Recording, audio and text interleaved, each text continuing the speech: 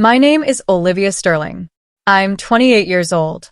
13 years ago, on a stormy October night, my father looked me in the eye and said, "Get out. I don't need a sick daughter like you." I was 15, soaking wet with nowhere to go.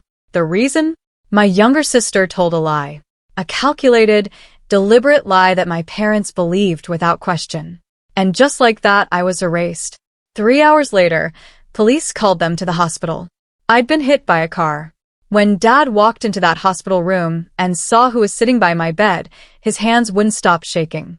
"You can't be here." How did you? The woman sitting there was Dr. Ella Smith, one of the most respected professors in the state. She'd found me on the side of the road and saved my life. That night changed everything. Last month, I stood on stage at my sister's graduation ceremony as the keynote speaker. My parents had no idea I was coming. Before I tell you what happened when they saw me, please take a moment to like and subscribe, but only if you genuinely enjoy this story. Also, I'd love to know where you're watching from and what time it is there. Drop a comment below. Now, let me take you back to where it all started. I learned early that in our house, Madison's tears were louder than my achievements. When I was 11, I won first place at the regional science fair. My project on water filtration systems beat out 40 other students. I was so proud. I ran home with the blue ribbon clutched in my hand, burst through the door, and found Mom in the kitchen. "I won," I shouted. She smiled, hugged me. "That's wonderful, sweetheart." Then Madison walked in from dance practice. 8 years old, face red, tears streaming. I messed up my pirouette. Everyone laughed at me. Mom's arms left me. She knelt down, pulled Madison close. "Oh, baby. It's okay. You'll do better next time." I stood there holding my ribbon. Nobody asked to see it. That was the pattern. Madison needed more attention. Madison was sensitive. Madison required careful handling. I learned to celebrate quietly, to need less, to take up less space. By the time I was 14, I'd stopped showing them my report cards. Straight A's didn't compete with Madison's B- drama. When I got accepted into the prestigious summer science camp, I was thrilled. Full scholarship, 2 weeks studying environmental science with actual researchers. Dad looked up from his phone. "That's nice, Olivia." Madison burst into tears. "Why does she get to go away? That's not fair." Mom squeezed Madison's shoulder. "Olivia, maybe you could skip it this year. Your sister needs, I need you here." Madison finished. I didn't go to the camp. They said it was about family unity, about being understanding, about being the bigger person. I learned to be small, quiet, undemanding. But the breaking point was coming. I just didn't know it would arrive in a storm. The lying started small. Madison, 12 years old now, would borrow my things without asking. When I'd mention it gently, always gently, she'd deny it. I never touched her sweater. Even when it was literally on her bed, Mom would sigh. "Olivia, don't start fights." Then money went missing from Mom's wallet. $50. Madison said she saw me near Mom's purse that morning. I hadn't been. I'd left for school early. Dad called me into his study. "Did you take money from your mother?" "No, I didn't." "Madison says you did." Madison's lying. His jaw tightened. "Don't accuse your sister." "But I didn't." "Enough." His voice cut through mine. "I'm disappointed in you, Olivia. I thought you were better than this." I lost my phone for a month and the science camp opportunity I'd been promised for the following summer gone. "We can't trust you with independence right now," Mom said. Madison watched from the stairs. When our parents weren't looking, she smiled. That stolen $50 was just a test run. Madison was learning she could get away with anything. The pattern escalated. A broken vase. My fault. A failed test Madison didn't study for. I should have helped her more. A rumor at school about Madison cheating on a quiz. I must have started it. I stopped defending myself. What was the point? They believed her tears over my truth every single time. By 15, I felt like a ghost in my own house. Present but invisible there unless they needed someone to blame. I started spending more time at the library, at school, anywhere but home. I told myself I just needed to survive until college. 2 more years. I could make it 2 more years. I was wrong. October, junior year. Everything felt heavy that week. There was a boy at school named Jake. He was in my AP chemistry class. Nice guy. Terrible at balancing equations. He'd asked me for help a few times and I'd stayed after class to explain stoichiometry. That was it. Just homework help. Madison had a crush on him. Massive obsessive crush. She'd walked past my classroom just to see him. She'd practiced writing Madison's Sterling Walker in her diary. I'd seen it once when I went to return her borrowed pen. On Tuesday, Jake caught me at my locker. Hey, thanks for the help yesterday. You really saved me. I smiled. No problem. Maybe we could study together sometime for the midterm. Sure. Library works. Cool. He walked away. I turned and saw Madison 20 foot down the hall, staring, her face pale. That night at dinner, she barely spoke, just pushed food around her plate. Mom kept asking if she felt okay. Madison would shrug. Say nothing. I should have known silence from her was more dangerous than her tears. On Thursday, I had a visiting lecturer in my biology class, Dr. Eleanor Smith from the State University. She was talking about educational equity research. I stayed after to ask questions. She seemed impressed. You have a curious mind, she said, handing me her card. Don't let anyone dim that light. I smiled, thanked her. Had no idea she would save my life. A week later, that Friday, the storm warning started. Big one coming. Everyone was preparing, stocking up, battening down. Madison still wasn't talking to me. Wouldn't even look at me. I remember thinking, at least I'll have the weekend to catch up on homework in peace. I had no idea what she was planning. Friday night. The rain started around 6 o'clock. We ate dinner in near silence. The weather alert kept buzzing on Dad's phone. Wind advisories, flood warnings, everyone was tense. Madison picked at her pasta. I could feel her watching me. When I glanced up, she'd look away. After dinner, I went to my room, started my English homework. Outside, the wind was picking up. Rain hammering the windows. The kind of storm where you're grateful to be inside. Around 8, I heard crying downstairs. Madison, loud, heaving sobs. I froze, put down my pen, listened. Mom's voice soothing. Sweetheart, what's wrong? Talk to me. More crying. I waited.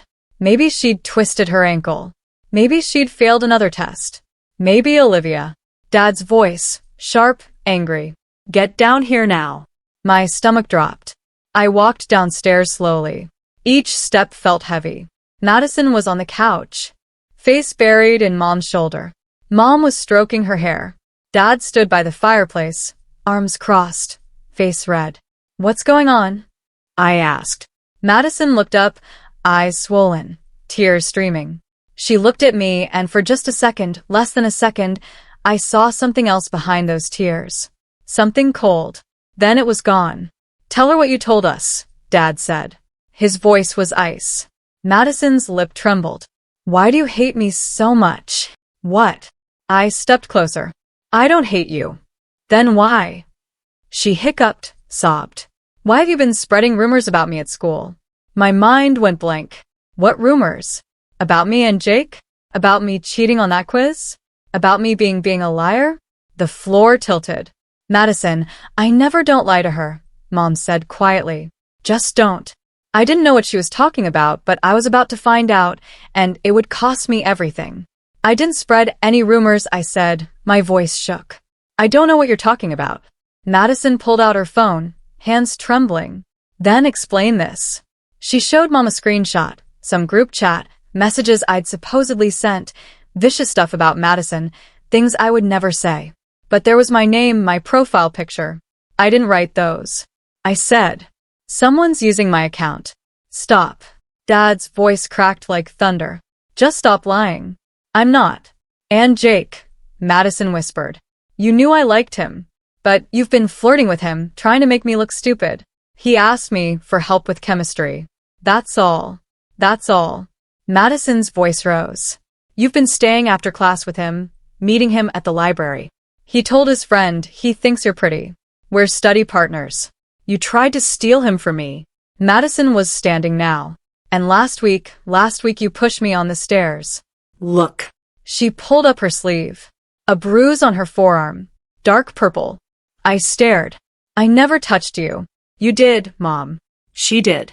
I didn't want to say anything because I thought maybe she was just stressed. But Mom stood up, moved between us. Olivia, this is serious. If you hurt your sister, I didn't. Then, how did she get that bruise? Dad demanded. I don't know.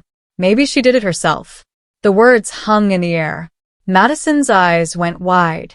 Fresh tears. You think I'd hurt myself just to defame you?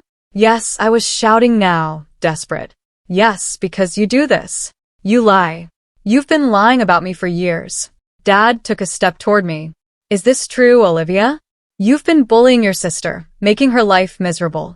No. God, no. Please just listen. I've heard enough. Enough. Dad's fist slammed on the mantel. I've heard enough of your excuses. They're not excuses. Please just let me explain. There's nothing to explain.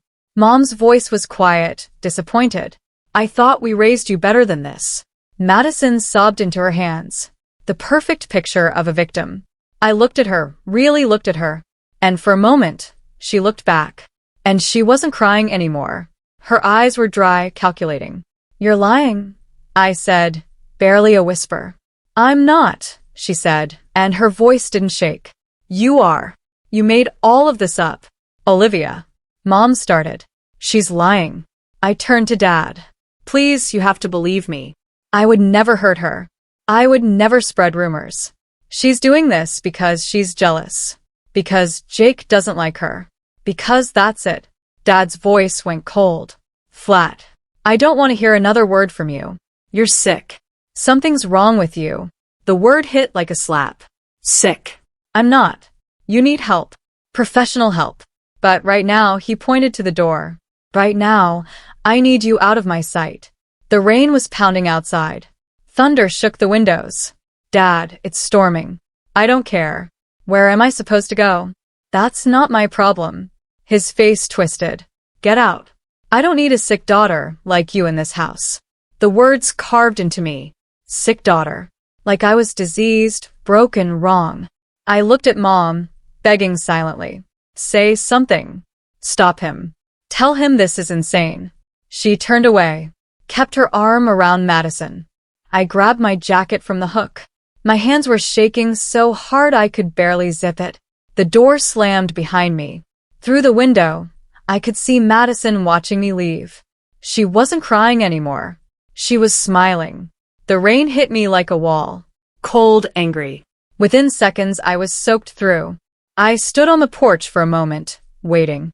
Maybe Dad would come after me. Apologize, say he'd overreacted. The door stayed closed. I started walking. Nowhere to go. Just away. Away from that house. Away from Madison's lies. Away from parents who believed I was sick. My phone buzzed. Low battery, 8%. I pulled it out, tried calling my friend Sarah. No answer, Jessica. Straight to voicemail. It was Friday night. Everyone was home with their families. Safe, dry, not me. The wind whipped my hair into my face. Rain came down in sheets. I could barely see 10 feet ahead. Cars drove past, spraying water from puddles. No one stopped. I headed toward the library. Maybe I could wait out the storm there. It was closed. Dark windows, locked doors. The bus station was 2 miles away. If I could make it there, I could sit inside, stay warm, figure out what to do. I walked. Every step was heavy. My shoes were soaked through, water squatching with each footfall. My jacket clung to my skin. I was so cold my teeth chattered. Thunder cracked overhead. Lightning split the sky. I thought about turning back, knocking on the door, begging to come home. But the look on Dad's face, the disgust. I couldn't unsee it. Sick daughter.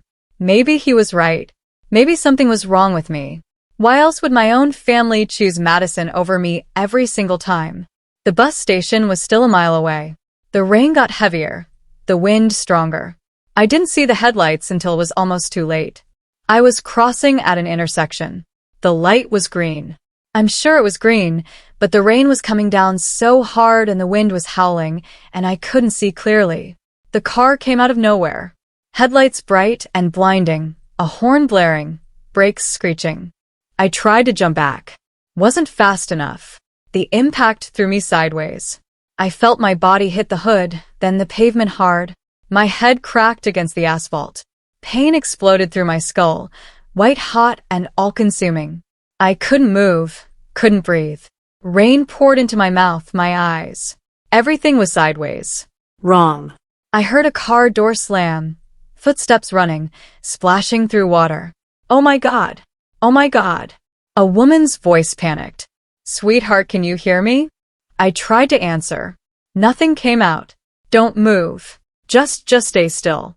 I'm calling 911. Her hands were on my shoulder. Gentle. Stay with me. Okay. What's your name? I blinked, tried to focus. Her face was blurry, dark hair, rain streaming down her cheeks. She looked familiar. Had I seen her before? My parents? I managed. My voice was barely a whisper. Your parents? Okay. What's their number? I'll call them. They don't. I coughed. Tasted blood. They don't want me. Her face changed. What? They kicked me out. The words felt heavy. Said, I'm sick. Don't want me anymore. She stared at me, rain pouring down between us. I saw something shift in her expression. Recognition maybe, or horror. You're going to be okay, she said. But her voice shook. I promise. You're going to be okay. Sirens in the distance getting closer. The woman's face was the last thing I saw before everything went black. I don't remember the ambulance. Don't remember arriving at the hospital. My first clear memory is sound. Beeping machines, fluorescent lights buzzing, the smell of antiseptic, and a voice. The woman from the accident. She has a severe concussion, possible internal bleeding. You need to keep her for observation. I try to open my eyes. Too heavy. Everything hurt. I'm staying. That same voice. Firm now. Not panicked anymore. I'm not leaving her alone. Ma'am, are you family? I'm the one who hit her with my car. I'm staying until her parents arrive. Time passed. I drifted in and out. Voices came and went. At some point, I heard new voices, familiar ones. We're Olivia Sterling's parents. Dad, he sounded strained. Mr. and Mrs. Sterling. The woman's voice again. Cold now. Professional. I'm Dr. Eleanor Smith. A pause.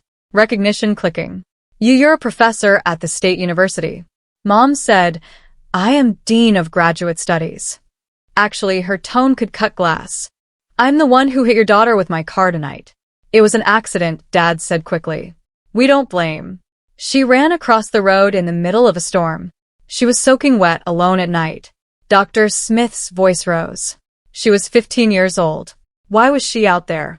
Silence. Mr. Sterling, I asked you a question. We had a family situation.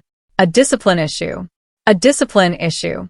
Dr. Smith repeated the words slowly. What kind of discipline issue involves putting a child out in a storm? We didn't. It wasn't like that. Then what was it like? Because your daughter told me something before she lost consciousness. She said her parents didn't want her anymore. She said you told her she was sick. More silence. You're lying. Madison's voice. Small. Scared. Olivia's making that up. She was barely conscious. She wasn't making anything up. I heard footsteps. Someone walking away from my bed. Dr. Smith's voice further. Now I need to speak with a social worker. Now that won't be necessary. Dad's voice trying to sound authoritative. Failing. We're her parents. We'll handle this from here. With all due respect, sir, you've handled it enough. This is a private family matter. The moment you send a minor out in a storm, it stopped being private. Dr. Smith's footsteps came back. I felt her hand on mine, warm, protective. I'm not leaving until I know she's safe. A different voice now, a police officer. Mr. Sterling, we need to ask some questions. We haven't done anything wrong, Mom said. But her voice was shaking. Your daughter was hit by a car at 11 p.m. in a major storm. She's 15 years old. We need to understand why she wasn't home. I tried to open my eyes, managed to flutter them. Everything was blurry, shapes moving. I saw Dad's silhouette. Madison behind him. Dr. Smith noticed. She's waking up. Everyone out now. She's our daughter. Dad started. And I'm the doctor in this room. Out. Footsteps, voices fading, the door closed. I felt Dr. Smith lean closer. Her hand squeezed mine gently. You're safe now, she whispered. I promise you're safe.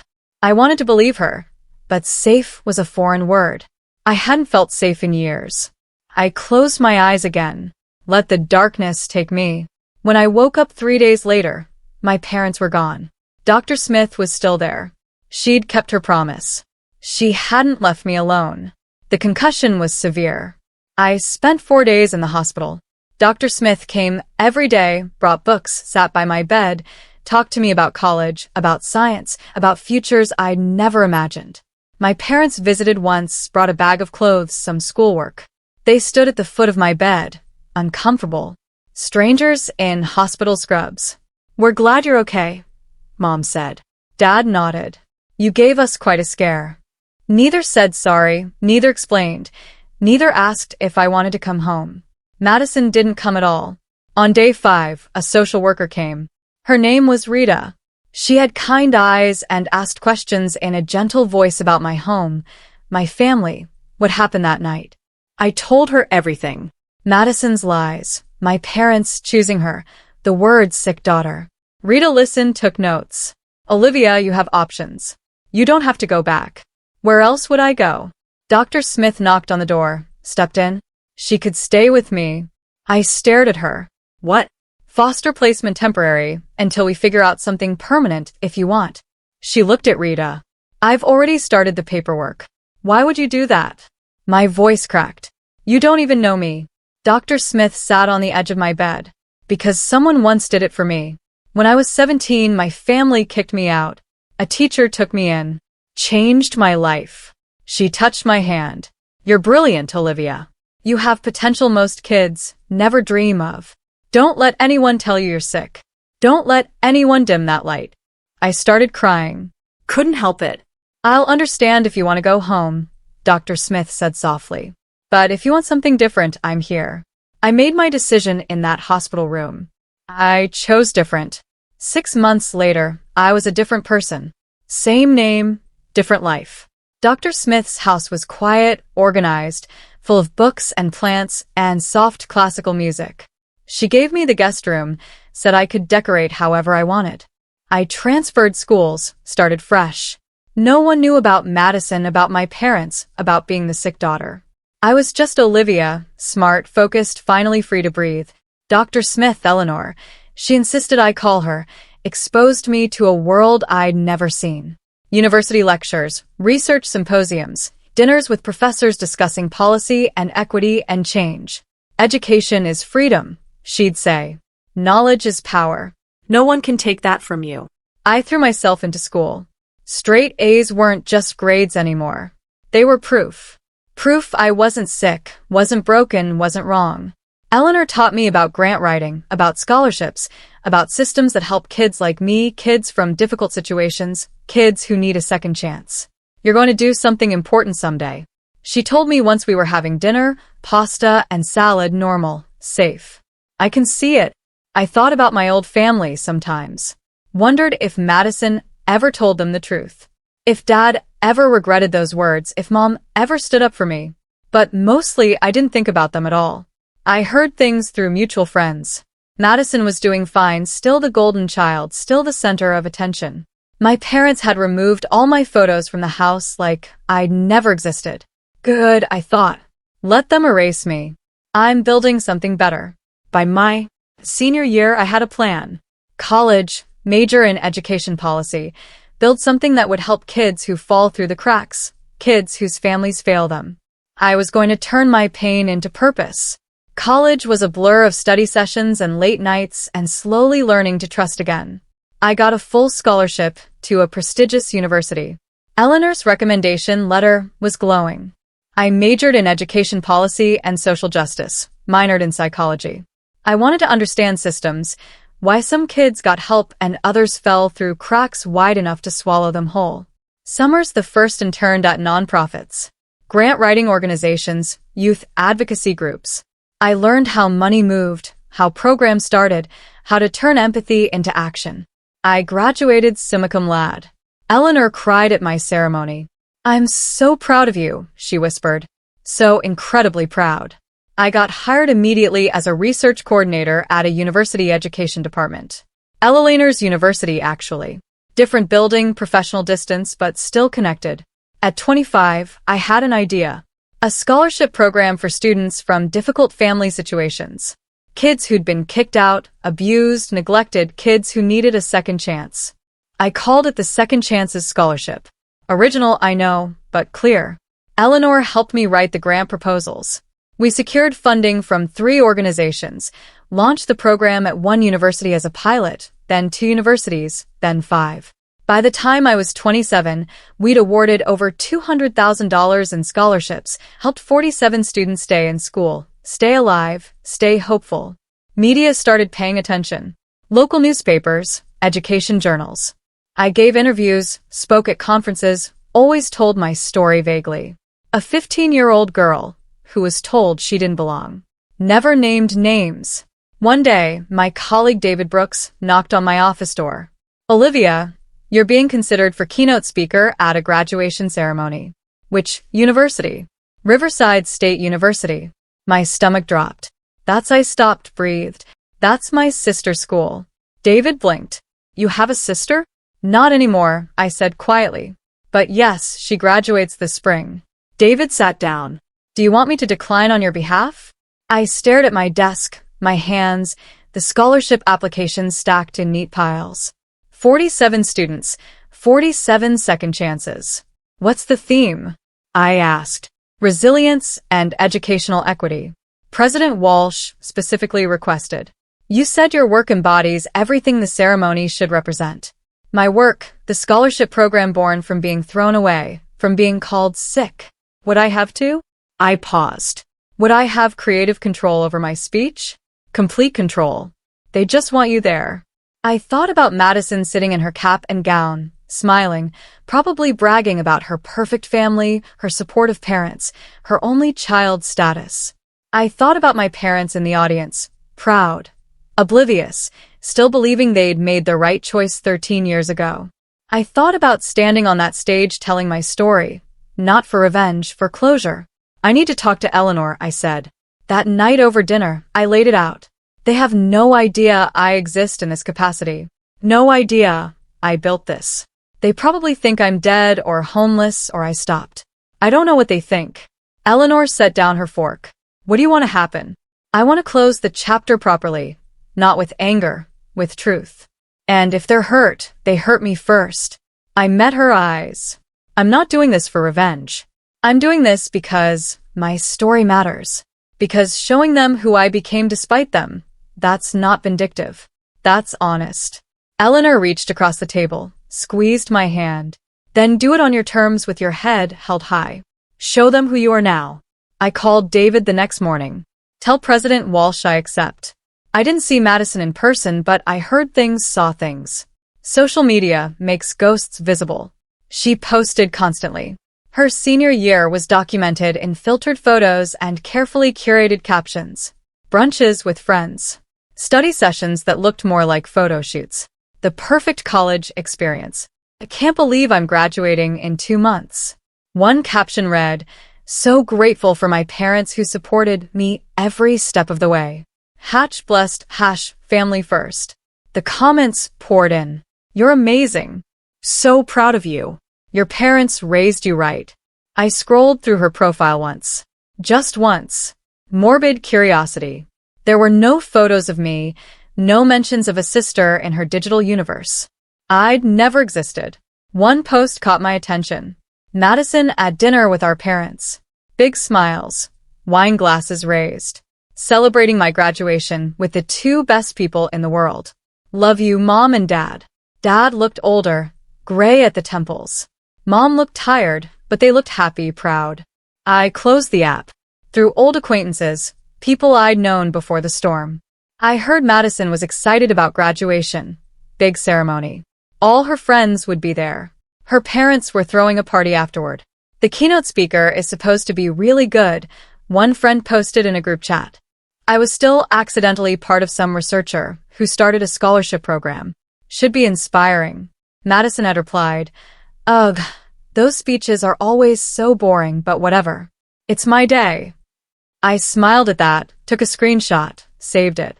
Not for revenge, just for proof that she had no idea, no clue what was about to happen. I wondered if she'd recognize me. 13 years was a long time. I'd changed, grown up, become someone else entirely. Guess we'd find out. I wrote my speech over 2 weeks, drafted, revised, cut, added, read it aloud to Eleanor a dozen times. Don't mention names, Eleanor advised. Tell the story, let people connect the dots themselves. The speech opened with statistics, educational inequity, students who fall through systemic cracks. Then it shifted personal. At 15, I was told I didn't belong, that something was wrong with me, that I was too broken to keep. I practiced in front of the mirror, watched my face stay calm, composed, professional.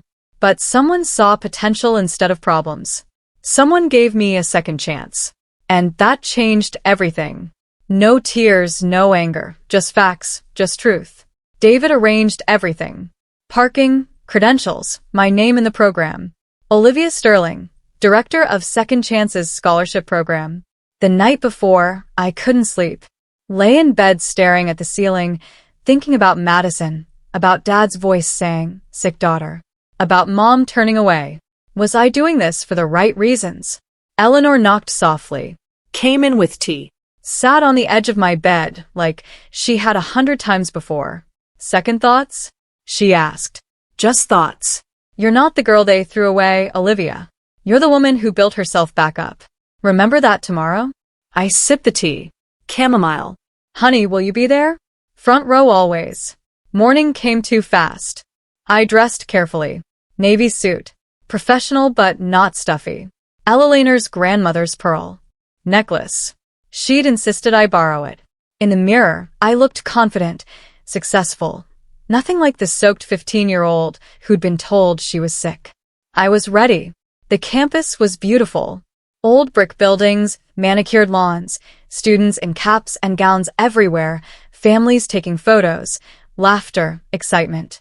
The air buzzed with possibility. I arrived early, met President Walsh in his office. He was warm, effusive. Miss Sterling, we're honored to have you. Your work is extraordinary. Thank you, sir. The students will be inspired. I'm sure of it. David walked me to the auditorium. Backstage was controlled chaos.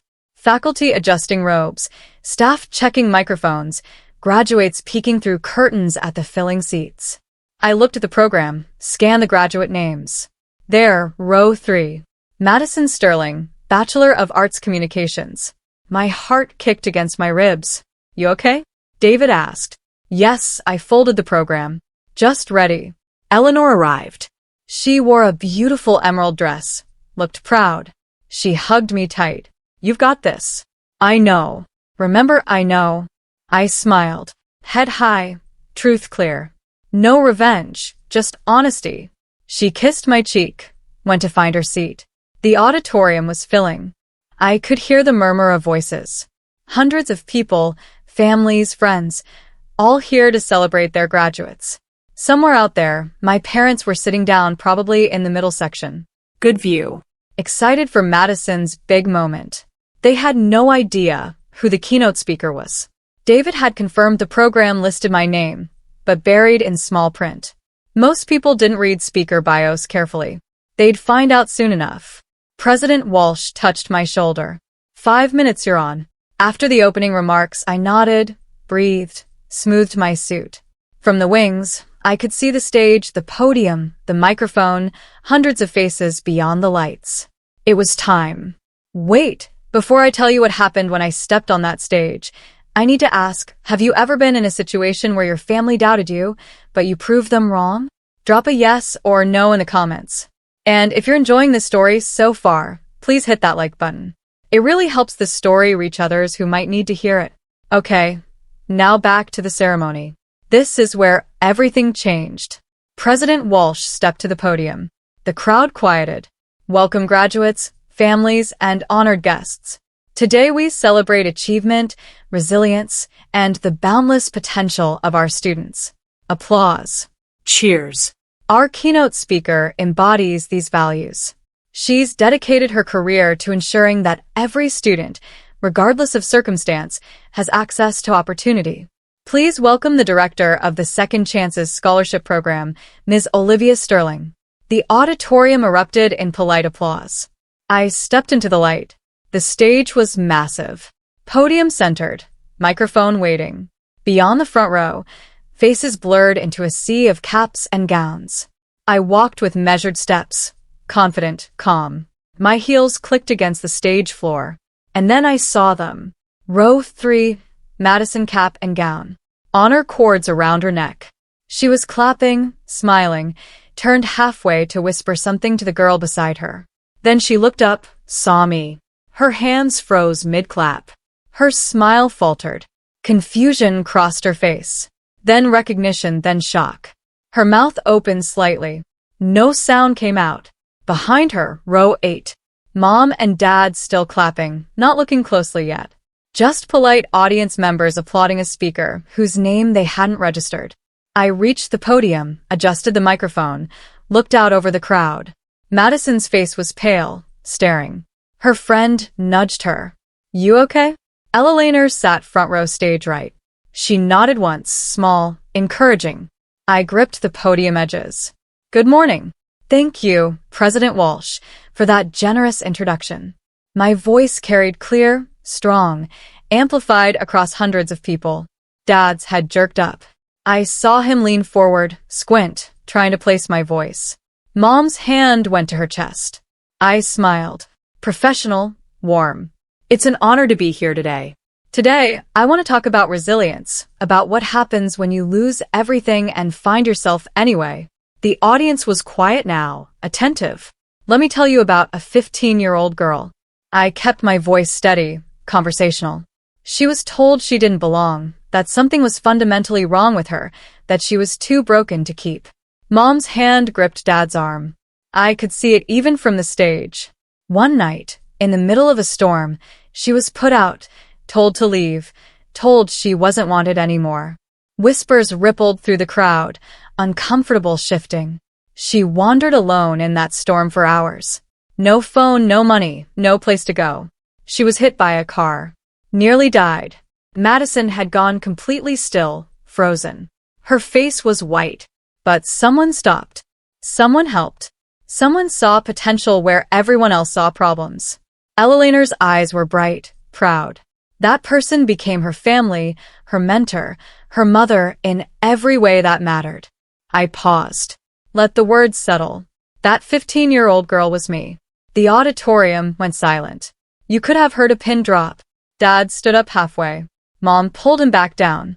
Both of them staring, mouths open. Madison looked like she wanted to disappear through her chair. Students around her whispered, pointed. Her friends looked confused, concerned.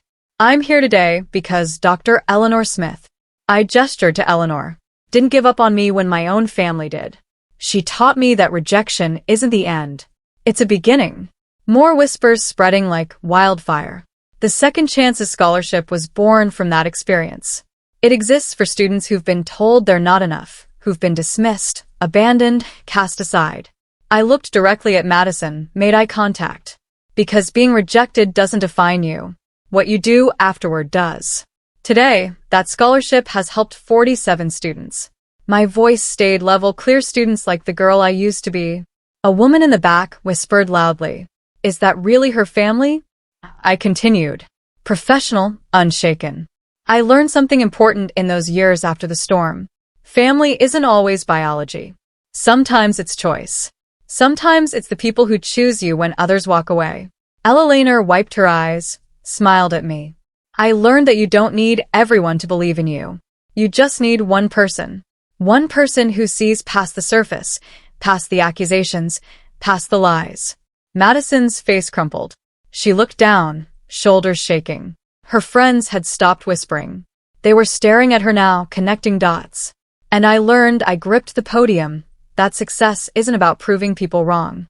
It's about building something meaningful despite them. Dad's hands were trembling. He looked like he wanted to run, leave, escape. Mom was crying silently, mascara running.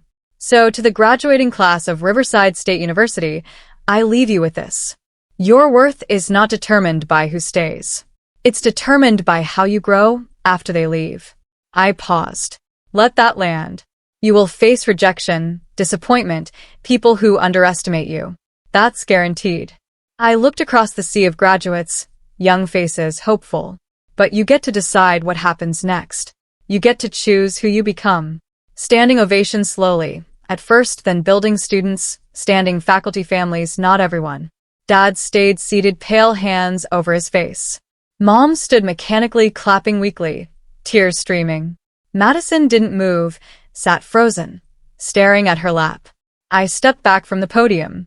President Walsh was beaming. Thank you, Ms. Sterling. That was powerful. I walked off stage back into the wings and I breathed. The ceremony continued. President Walsh returned to the podium, started calling names. I stayed backstage, watched through the gap in the curtains. The energy had shifted. Students walked across stage to receive diplomas, but the applause was distracted, uneven. People were still processing my speech, talking, pointing, checking their phones. Madison Sterling, Bachelor of Arts, Communications. Madison stood, walked to the stage. Her smile was tight, forced. Her hands shook as she accepted the diploma. The applause was thin, scattered. Some people clapped enthusiastically, her close friends probably, but others didn't clap at all, just watched, whispered. She walked off stage quickly, disappeared into the crowd of graduates. I saw her friends huddled around her, talking urgently. Madison shaking her head, trying to explain something, failing. Dad and Mom sat rigid, not talking, not moving, just staring straight ahead. After all the names were called, President Walsh closed the ceremony. Congratulations to the class of 2026. Caps flew.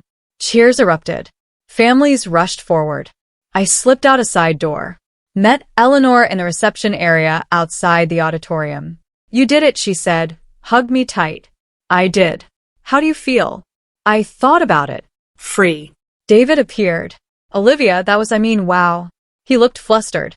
I had no idea. Your family, are you okay? I'm fine. They're asking to see you. Who? Your parents. They're at the side entrance. They want to talk. My stomach tightened. Do I have to? David shook his head. Absolutely not. I can have security. In. No, I straightened. I'll talk to them on my terms. 5 minutes. That's it. Ella Lehner squeezed my hand. I'll be right here. I walked toward the side entrance toward the family I'd left behind 13 years ago. They stood by a pillar. Dad's face was gray. Mom's makeup smeared. Madison hovered behind them, eyes red. I stopped 3 feet away. Professional distance. You wanted to talk? Dad's mouth opened, closed. Olivia, we didn't know you'd be here. I'm sure you didn't. You look, Mom's voice broke. You look well. I am well. Dr. Smith made sure of that. Eleanor had followed me, stood slightly behind. Protective. Dad's eyes flicked to her, then away. We owe you an apology. You owe me a lot more than that. My voice was calm, level. But an apology is a start. We made a mistake, Mom said. A terrible mistake. We should have listened. You should have protected me. That's what parents do. They protect their children. I kept my hands at my sides. Didn't cross my arms. Didn't close off. You chose Madison's lie over my truth. You called me sick. Threw me out in a storm. Madison flinched, tears rolling down her face. We were wrong, Dad said, his voice cracked. I was wrong. I've got Olivia.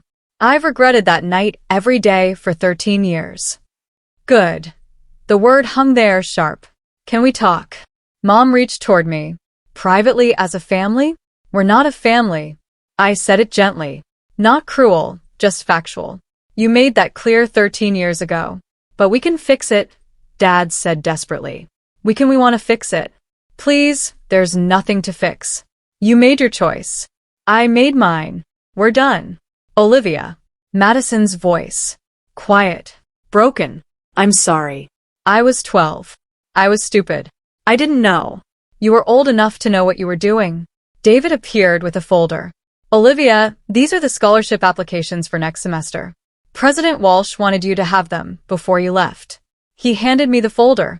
Official university letterhead, my name, my title, photos of scholarship recipients, testimonials, Dad's eyes fixed on it. You really did all this? Yes. Despite everything, Mom took the folder, gently, opened it, read. Her face crumpled. 200 students, 47 so far, but we're expanding. You're a director? Senior director. As of last month, I took the folder back. I work with 5 universities. We've granted over $200,000 in scholarships to students from difficult situations. President Walsh joined us, oblivious to the tension. Miss Sterling, that was the best keynote we've had in years. The students are still talking about it. Thank you, President Walsh. He turned to my parents. Are you Olivia's family? You must be so proud. Silence. They are, Ella Lehner said smoothly. Aren't you, Mr. Sterling? Dad's jaw worked. Yes, very proud. President Walsh beamed. Ms. Sterling is one of our most valued partners. Her program has changed lives. Literally saved some of these kids. He shook my hand, walked away. Dad stared at me. Really looked. We had no idea. You never asked. I kept my voice soft, not angry, just tired. You erased me. Pretended I never existed. Why would you know? I tried to find you. Mom whispered. After the hospital, you disappeared. I changed my name legally. Made it harder. I met her eyes. I needed you to not find me. I needed space to heal. Did you? Dad asked. Heal? Yes. No thanks to you. Madison's friends approached. 3 of them looking uncomfortable. Madison. One girl touched her arm. Is that true? Is she really your sister? Madison nodded, couldn't speak. You said you were an only child. I know. You told everyone your sister died. Another friend's voice was cold. Last year you said she died in a car accident when you were 12. My eyebrows rose. You told them I was dead. Madison's face flushed. I didn't. It was easier than explaining. Explaining what? The first friend demanded. That your family kicked her out. That you lied about her. It wasn't like that. Then what was it like? The third friend looked at me. I'm sorry. I'm so sorry this happened to you. Thank you, I said quietly. They walked away. Madison stood there alone watching them leave. Madison, Mom started. Don't. Madison's voice was sharp. Just don't. She looked at me. Really looked. I wanted to tell them so many times. I wanted to tell everyone the truth, but I was scared. Scared of what? That they'd hate me. That everyone would hate me. She wiped her eyes.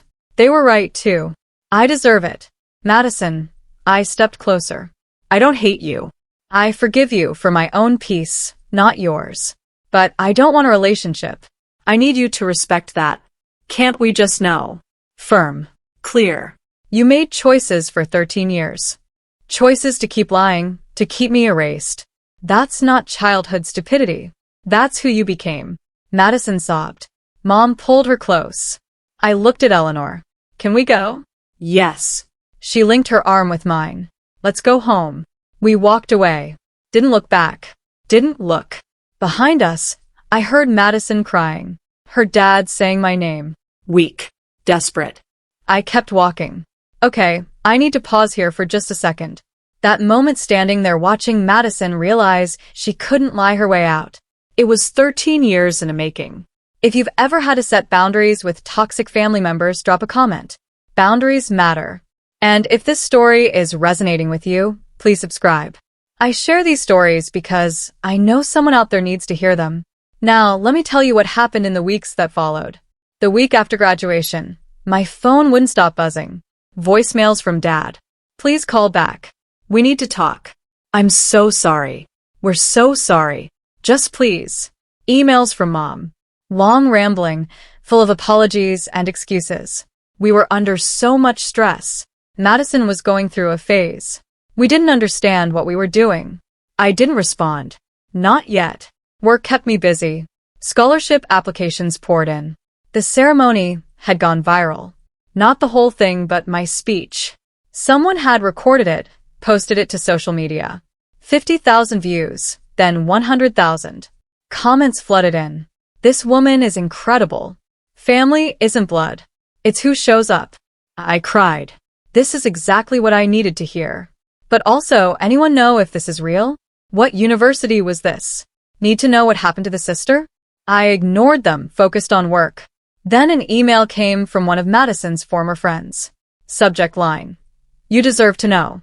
Inside screenshots, group chats. Madison's friends discussing her, distancing themselves. One message stood out. I can't believe she lied about her sister being dead. That's psychotic. Another, I'm uninviting her from my wedding. I don't want drama. Madison's carefully constructed social life was crumbling. Part of me felt bad. A small part. The larger part felt nothing, just relief. Ella Laner and I had dinner. Quiet, comfortable. How are you processing? She asked. I don't know. Oh, I feel I paused, searched for the word. Free, like I finally put down something heavy I didn't realize I was carrying. You did well, Olivia. Handled it with grace. They want to reconcile. Do you? I thought about it. Really? Thought. No, I don't think I do. She nodded, squeezed my hand. That's okay. You're allowed to walk away. 2 weeks later, Dad showed up in my office. My assistant buzzed me. Olivia, there's a Mr. Sterling here to see you. He doesn't have an appointment, but he says he's your father. My stomach tightened. Give me 5 minutes, then send him in. I closed my laptop, straightened my desk, breathed. Dad walked in looking 10 years older, gray hair, lines around his eyes, shoulders slumped. Thank you for seeing me, he said. I have a meeting in 20 minutes. I understand. He sat across from my desk, formal, like a job interview. Olivia, I need to say this. We were wrong. I was wrong. What I did to you, what I said to you, it was unforgivable. Yes, it was. Madison told us the truth. Finally, last week, she broke down, confessed everything, the lies, the manipulation, all of it. 13 years too late. I know it doesn't fix anything. His hands shook. He clasped them together. But I need you to understand. We've been living with this guilt. Every day, every single day, we look at that empty room, the photos we took down, and we know we destroyed something we can never get back. You're right. You can't. Can you forgive us? I leaned back, considered. Forgiveness isn't the issue, Dad. Trust is, and that's broken, shattered. You believed Madison's lies over my truth. You called me sick. You threw me out in a storm. I know. You don't know. My voice stayed calm, quiet. You don't know what it's like to be 15 and homeless in a storm. To be told by your own father that you're too broken to love. You'll never know. Tears rolled down his face. What can I do? Tell me what I can do. Nothing. There's nothing you can do. It's too late. 3 days later, an email arrived. Subject: I'm sorry. From Madison. I almost deleted it. Finger hovering over the trash icon, but curiosity won. Olivia, I know you don't want to hear from me. I know I don't deserve your attention, but I need to say this. I was jealous. So jealous of you.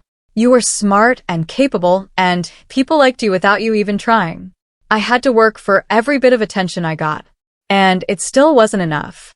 You were always better. When Jake liked you instead of me, I snapped. I planned the whole thing. The screenshots, the bruise, everything. I knew Mom and Dad would believe me. They always did. I didn't think it would go that far. I didn't think Dad would actually throw you out. When I saw you walking into the storm, I felt sick. But I couldn't take it back. I was too scared, too proud. I've spent 13 years lying to everyone, to myself. I told people you died because it was easier than admitting what I did. I destroyed your life. I know that. And I destroyed my own, too. I have no real friends now. Nobody trusts me. I lost my job offer because someone from graduation told HR about my family situation. I'm not asking for forgiveness. I don't deserve it. I'm just asking you to know. I'm sorry. I'm so sorry, Madison. I read it twice, saved it, didn't respond. 4 days later, she sent another, then another, each one more desperate, more broken. After the 5th email, I replied, short final. Madison, I accept that you were young, but you had 13 years to correct it. You chose to keep me erased. I forgive you for my own peace, but I don't want contact. Please respect that. She stopped emailing. My speech went more viral than I'd expected. A local news station reached out, wanted to interview me about the scholarship program. I agreed, but only if we focused on the students, not my personal story. The segment aired. Local researchers' Second Chances program helps students in crisis. They interviewed 3 scholarship recipients. One girl said, "This program saved my life. Literally, I was about to drop out." Miss Sterling's team gave me hope.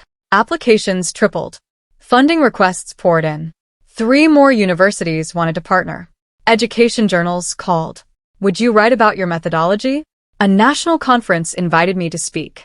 Equity and education, closing the gap. David knocked on my office door. "You're famous now. How does it feel?" Weird. "I just wanted to help some kids." "You're doing more than that. You're changing systems." The State Board of Education sent a commendation recognition for outstanding contribution to educational equity. And through it all, I saw the ripple effects. Madison's social media went quiet.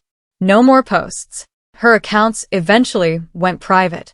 Dad sent one final email. "We're proud of you, even if we have no right to be."